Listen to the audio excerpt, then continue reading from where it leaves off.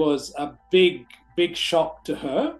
For people hearing the story who are many degrees separated from this patient, they feel sort of very queasy and uncomfortable thinking about it. So you can imagine how it would have been for her.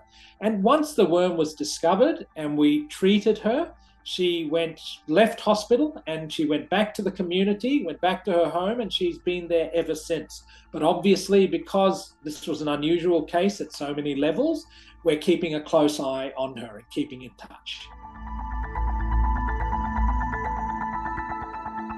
We never necessarily thought we'd be the ones to find a new infection in the world, but we certainly knew that this sort of thing can happen as human beings and animal habitats grow closer together.